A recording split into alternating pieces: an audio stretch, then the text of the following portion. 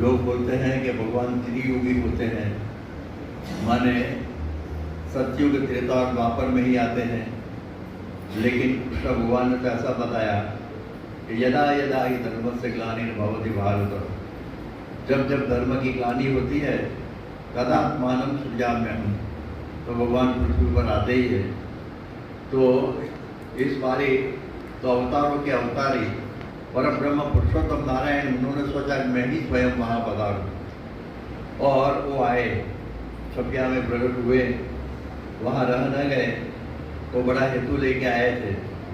उन्होंने सोचा कि मुझे ये अनंत जीवों का कल्याण करना है, इसलिए मुझे घर छोड़ के आगे निकलना है। उन्होंने छोटी उम्र में 11 साल की उम्र में सब शास्त्र सब पढ़े हुए थे, शास्त्रार्थ में भी, काशी में, लेकिन वो निकल गए और 7 साल तक वो भारत परिभ्रमण किया। और भारत परिभ्रमण में उन्होंने सब कुछ देखा।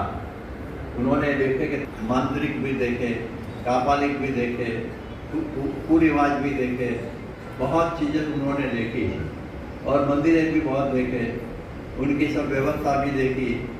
और उसके साथ उन्होंने ये भी एक तात्विक रूप से सभी जगह प्रश्न पूछते रहे कि जीव, ईश्वर, माया, ब्रह्म और एक परब्रह्म, ये पंच तत्वों का मुझे एक पूर्ण ज्ञान बने, ऐसा कुछ ऐसी ज्ञान चाहिए।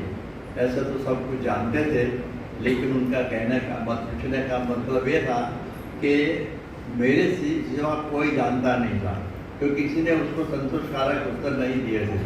फिर तात्विक सिद्धांत भी समझना। एक तात्विक सिद्धांत लेके क्या लेके आए थे कि हमें अक्षर रूप होकर पुरुषोत्तम की भक्ति करनी है। चौथा और पांचवा तत्व, ब्रह्म कहो, अक्षर कहो, अक्षर ब्रह्म कहो, पर ब्रह्म कहो, पुरुषोत्तम कहो, परमात्मा कहो, सब एक ही है। तो हमें अक्षर रूप होकर पुरुषोत्तम की भक्ति करनी है। जैसे हमारे भारतवर्ष में पहले से ही हम समझते हैं कि राधा कृष्ण, लक्ष्मी नारायण, सीताराम इत्यादि मंदिर है।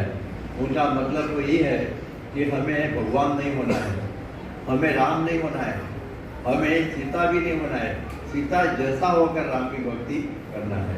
सीता भी एक है और राम भी एक है, तो सीता रूप होकर राम की भक्ति करना, लक्ष्मी रूप होकर नारायण की भक्ति करना, उमा रूप होकर शिव की भक्ति करना। ऐसे आप देखो कि राधा रूप होकर कृष्ण की भक्ति करना। ये जैसा आदर्श है, वैसे अक्षर रूप होकर पुरुषोत्तम की भक्ति करना। क्योंकि जो एक पौराणिक पात्र है, मैंने जब बताया ना